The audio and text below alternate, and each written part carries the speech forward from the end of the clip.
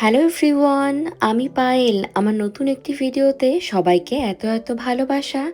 আশা করি আপনারা সবাই খুব ভালো আছেন, আর আমরাও কিন্তু বেশ ভালোই আছি। আজকে শনিবার, ছুটির দিন। তবে ছুটির দিন হলেও আজকে আমি অনেক সকাল সকাল ঘুম থেকে উঠেছি। ওরা যদিও এখনো ঘুমিয়ে আছে। অন্য ছুটির দিনগুলোতে আমি, মিহি, কাঞ্চন আমরা তিনজনে বেশ বেলা করেই ঘুম থেকে উঠি। তবে আজকে বিশেষ একটা জায়গায় যাবার কথা রয়েছে, ওই জন্যই তোড়জোড় করে সকাল সকাল রান্নাবান্না সেরে নেব। আগামীকালকেও রান্নাবান্না করার আমার সুযোগ খুব একটা হবে না, তার কারণ আগামীকাল সানডে হলেও মিহির রয়েছে একটা বেসিক চেক আপ। তো তার জন্য আমরা ক্লিনিকে যাব আগামীকালকে। ঘুম থেকে উঠে কোনো রকম ফ্রেশ হয়ে বাসি মুখটা ধুয়ে আমি সবার আগে চলে এসেছি রান্নাঘরে। ঝটপট রান্না চাপিয়ে দিয়েছি। আজকে 3-4টে পদ রান্না করব। তো তার জন্য প্রথম পদ রান্না করব আমি শাকের ঝোল। আর এই ফাঁকে মুগ ডাল সিদ্ধ হতে বসিয়েছি। বানাবো ওই মাছের মাথা আর বিভিন্ন রকম সবজি দিয়ে একটা ডাল। আজকে এত সকাল সকাল রান্না করছি তার একটাই কারণ, আজকে না দুপুরের পর ওই ধরুন প্রায় বেলা 1টা 1:30 নাগাদ আমরা একটু ঘুরতে যাব। অনেক দিন কোথাও ঘুরতে যাওয়া হয় না। আমাদের বাড়ি থেকে বেশ কিছুটা দূরে খুব সুন্দর একটি ফ্লাওয়ার পার্ক রয়েছে। আজ আমরা সেখানেই যাব। যেহেতু সকালবেলায় বের হচ্ছে না, একটু বেলায় যাব, তাই ভাবলাম দুপুরে রান্নাবান্না সেরে নিয়ে কালকেরটাও গুছিয়ে রাখি, তাহলে আমাকে আর দুদিনের জন্য অত চিন্তায় পড়তে হবে না। গত সপ্তাহে কাঞ্চন 2 আটি মতো কুমড়ো শাক এনেছিল। 1 আটি তো আমি সঙ্গে সঙ্গেই রান্না করে ফেলেছি, আরেকটা প্যাকেট আমি সুন্দর মতো ফ্রিজে স্টোর করে রেখে দিয়েছিলাম কেটে বেছে। আজকে সেটাই রান্না করব, তবে চিংড়ি মাছ দিয়ে। আগের দিন জানেন তো রুই মাছের মাথা ফ্রিজে কয়েকটা পড়েছিল, সেগুলো দিয়ে করেছিলাম রসুন ফোড়নে। তবে এটাও কিন্তু মন্দ লাগে না। তো যাই হোক, এখানে আমি সুন্দর মতো কেটে বেছে ধুয়ে শাকগুলো গুছিয়ে রেখেছি। যখন চিংড়ি মাছ আলু সুন্দর মতো সিদ্ধ হয়ে ঝোলটা ফুটে এসেছে, তখন এই যে ধুয়ে রাখা শাকগুলো একটু দিয়ে দিলাম। এখানকার কুমড়ো শাকগুলো একেবারেই কচি, ঝোলে দেওয়ার সঙ্গে সঙ্গে একেবারেই গলে যায়। তো শাকগুলোকে যাতে রান্নার পরও সবুজ থাকে, তাই আমি একটু পরের দিকেই দিলাম। শাকগুলো দিয়ে এখন স্প্যাচুলা দিয়ে সুন্দর মতো উপর নিচ করে দিচ্ছি।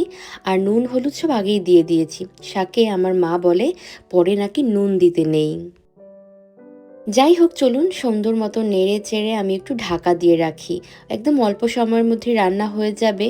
ঢাকনা খুলে দেখলাম সবকিছু খুব সুন্দর নরম হয়ে একদম পরিমাণে অল্প হয়ে গিয়েছে, তার মানে রান্নাটা হয়ে গিয়েছে। এইবার ওপর থেকে অল্প একটু ভাজা জিরে গুঁড়ো দিয়ে দিলাম। ঝোলটা আজকের আমি খুব একটা বেশি রাখবো না, তার একটাই কারণ, যেহেতু কয়েক পদ রান্না হবে, তাই এক্সট্রা করে আর ঝোল রাখার দরকার নেই। আর আমার মনে হয় শাকের যে কোনো পদ বেশি ঝোল ঝোল হয়ে গেলে তার স্বাদটা খুব একটা ভালো হয় না। যাই হোক, ঝোলটা যখন একটু শুকিয়ে যাবে তখনই না হয় নামিয়ে নেব। তবে জানেন তো, আমাদের এখানে কুমড়োর শাক মাঝে মাঝে পাওয়া গেলেও এশিয়ান গ্রসারি সবগুলোতে কুমড়োর ফুল কখনো আমার চোখে পড়েনি। যাকে চলুন ডিমের ঝোল রান্না করব। তো ওইদিকে আমি শাকের ঝোলটা সুন্দর মতো অন্য একটা পাত্রে নামিয়ে নিয়েছি। ডিমের ঝোল আজকে একটু অন্যভাবে করব। অন্য সবসময় যেমন ফুলকপি কিংবা আলু দিয়ে করি, তবে আজকে একদম ডিফারেন্ট ওয়েতে করব। এইভাবে হয়তো অনেকেই খাননি বা নতুন দেখছেন। তবে জানেন তো, এইরকমভাবে ডিমের ঝোল আমাদের দুই বাড়িতেই খুব হয়। আমার মায়ের বাড়িতে আর আমার শ্বশুর বাড়িতে দু জায়গায় এইরকম ডিমের ঝোলের চল রয়েছে। অনেকে এটাকে কচুরমুখী বলেন, আবার কেউ কেউ কচুর গাঠি বলেন। তবে আমাদের বাড়িতে এটাকে কচুরমুখী বলে আমরা ডাকি। তো আমি এখানে কয়েকটা কচুরমুখী ভালো মতো সিদ্ধ করে নিয়েছি। সেটাকে আমি 2 টুকরো করে কেটে নিচ্ছি একটা ছুরির সাহায্যে। এর মধ্যে কয়েকটা আলুও দেব। তো ডিমের ঝোল এইরকম কচুরমুখী দিয়ে খেতে যে কি দুর্দান্ত লাগে, বাড়িতে একবার ট্রাই করে দেখবেন। তবে হ্যাঁ, এর মধ্যে পেঁয়াজ, রসুন, আদা, কোনো বাটা মশলা এগুলো কিছুই লাগে না। জাস্ট নুন হলুদ আর ঝালের জন্য লঙ্কা বাটা কিংবা লঙ্কার গুঁড়ো, যার যেমন প্রেফারেন্স রয়েছে সেই মতো রান্না করলে এটা অনবদ্য খেতে হয়। একদম হালকা মশলা, এটা খুবই স্বাস্থ্যকর একটা খাবার।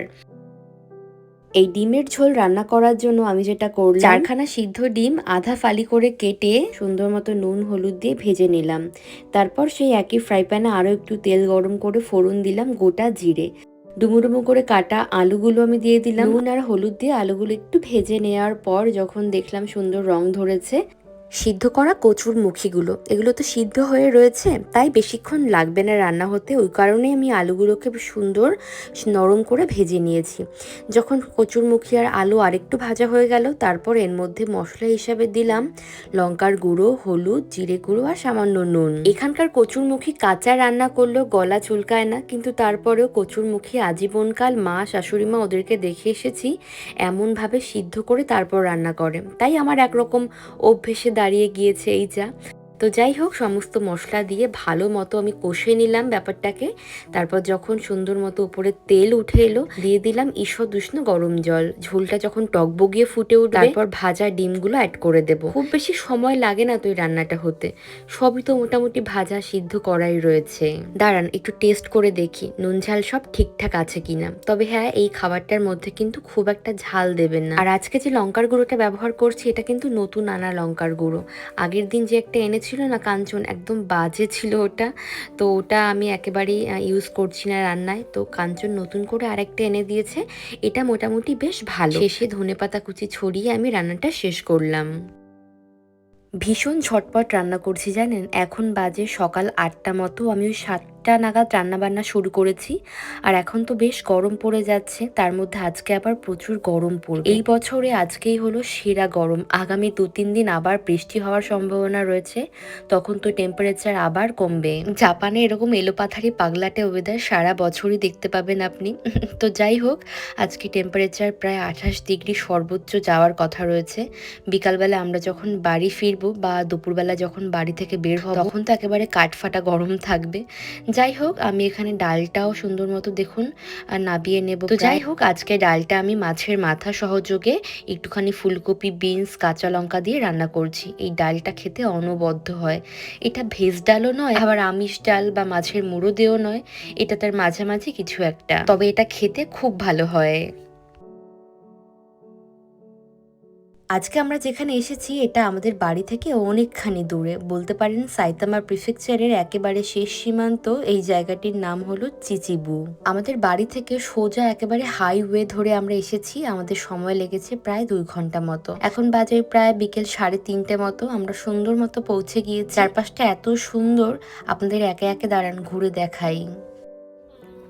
আজকে আমরা ঘুরতে এসেছি সাইতামারই একটি সুন্দর জায়গাতে, একটু পাহাড়ের ওপরে রয়েছে জায়গাটা। তো আমরা খুব কষ্ট করে করে হাঁটছি, আর আজকে হঠাৎ করে এত রোদ্দুর সাথে গরম, হাঁপিয়ে যাচ্ছে রীতিমতো। আবার দেখুন এখানে কি সুন্দর সর্ষে ক্ষেত, এগুলো সর্ষে না, কাইন্ড অফ রেপস ফ্লাওয়ার। জায়গাটা নিঃসন্দেহে ভীষণ সুন্দর। একেবারে পাহাড়ি পথ ধরে সরু সরু অলিগলি দিয়ে আমরা উপরে উঠে এলাম। খালি চোখে দেখে মনে হচ্ছে ফুলের চাদর পাতানো।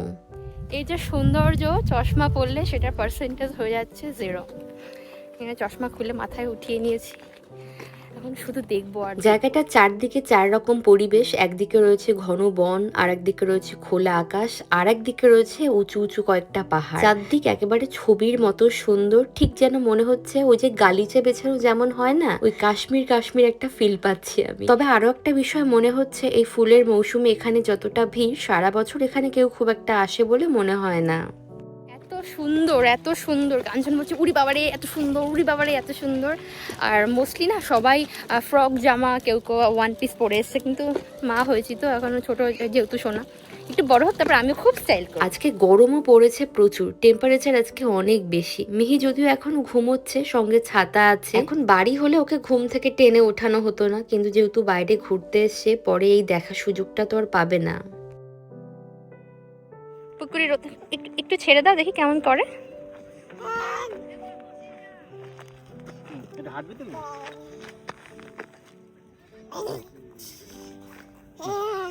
এটা খুলে নাও দাদা না না না, জল খাও, বারো শুকিয়ে গেছে ঘুরতে ঘুরতে, জল খাও। ওকে, ধীরে অনেকটা খেলো গো। খাবে না খাবে না। আর খাবে না, খাবে না। একটুখানি কন্ট্রোভার্সিয়াল হয়ে যাবে, কিন্তু তারপরও আমি বলতে চাই, জানেন তো, এদেশে ফুল বা গাছের পাতা লোকে স্পর্শ করে দেখে কিন্তু কখনো সেটাকে নষ্ট করে না, তুলে কানে গোজে না বা প্রিয়জনকে উপহারও দেয় না। মানুষজন এত সমাদর করে, এত পরিশ্রমের দাম দেয় অন্যের, তো তার জন্য কোনো ফুল পাতা কেউ কিচ্ছু ছুঁয়ে দেখে না। মাটিতে ফল পড়ে থাকলেও কেউ একবার ছুঁয়েও দেখে, সেটা হোক পচা কিংবা ভালো। সবাই খুব সুন্দর শৃঙ্খলাবদ্ধভাবে সবকিছু এনজয় করে। আসলে এখানে মৌসুমের পরিবর্তনটাকে এরা খুব বড় করে উদযাপন করে।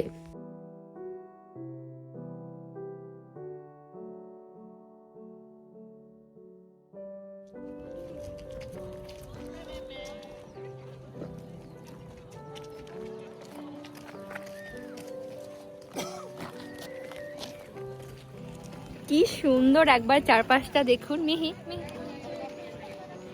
কি সুন্দর, তাকাতেই তো পারছি না, এত সুন্দর চারিদিক।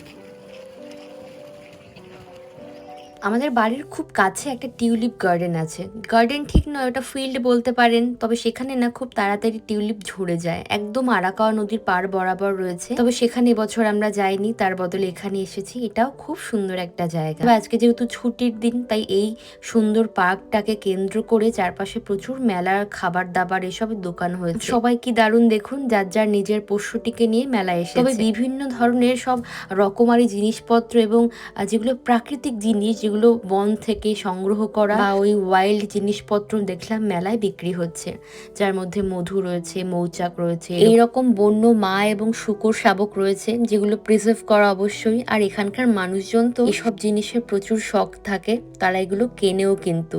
যাই হোক, প্রচুর বড় মেলা, ছুটির দিন, তাই সবাই ছুটির আনন্দে মেজাজে মেতে উঠেছে। আমরাও কিছু খাবার দাবার নিয়েছি, তো সবাই মিলে খাওয়া দাওয়া সেরে তারপর আমরা বাড়ির উদ্দেশ্যে যাব। তবে রাস্তায় খুব ভালো একটা সবজির দোকান পেয়েছি। আমরা যখন একটু গ্রামের দিকে ঘুরতে আসি, সবসময় কোনো লোকাল সুপার শপে ঢু মেরে আসি। আমাদের ওই দিকটায় এত সব ভালো ভালো সবজি পাওয়া যায় না। এইসব গ্রামের দিকে এলে আপনি অর্গানিক এবং রেয়ারেস্ট নানান রকম সবজি দেখতে পারবেন। এই যে গরমটা যে পড়তে শুরু করবে, তখন এই সব মার্কেটগুলোতে আরো ভালো ভালো সবজির দেখা পাবেন। সবচেয়ে ভালো পেঁয়াজ কলি দেখেছি, সঙ্গে করে যদিও আমি কয়েক প্যাকেট এনেওছি। এই যে এত বছর যে এদেশে আছি, কোনোদিন এরকম পেঁয়াজ কলি আমি দেখিনি। আমি জানতাম এখানকার যে পেঁয়াজ গাছগুলো, তার গায়ে কখনো কলি হয় না। তার কারণ আমি পেঁয়াজ গাছ এখানকার দেখেছি, কখনো যাতে কলি আমার চোখে পড়েনি। এগুলো যে একেবারে ফ্রেশ আর অর্গানিক, তার প্রমাণ শুধুমাত্র ওনাদের মুখের বলা কথা নয়, কারণ কোন মুরগি এই ডিম পেড়েছে সেই সমেত মুরগির ডিমের গায়ে লিটারও লাগানো রয়েছে। সচরাচর আমাদের ওখানকার সুপার শপে সাদা আর লাল দুরকম মুরগির ডিম পাওয়া যায়, মানে খোলসের রং যেরকম হয় আর কি। তবে এখানে দেখলাম বেশ 2-3 রকম আলাদা আলাদা খোলসওয়ালা ডিম রয়েছে। আর ইহা বড় বড় সব পেল্লাই সাইজের মূলো শাক সহ বিক্রি হচ্ছিল। বেশ অনেক কিছু আমি নিয়েছি, সাথে ডিমও নিলাম। এই ডিমগুলো অনেক ফ্রেশ, আর আমার লাল কুসুমওয়ালা ডিম খেতে খুব পছন্দ। আদা, পেঁয়াজকলি, ডিম, মূলো, আলু, কচুর মুখী, বেশ অনেক কিছু আমি নিয়েছি। আমরা আসার সময় এসেছিলাম হাইওয়ে ধরে, তবে বাড়িতে ফিরবো আমরা রেগুলার রুট নিয়ে। তো চলুন, আজকের ভিডিওটা না হয় আমি এখানেই শেষ করলাম। আপনাদের সবার সঙ্গে দেখা হচ্ছে পরবর্তী নতুন ভিডিওতে। সবাই খুব ভালো থাকবেন, সুস্থ থাকবেন। Tata, bye bye.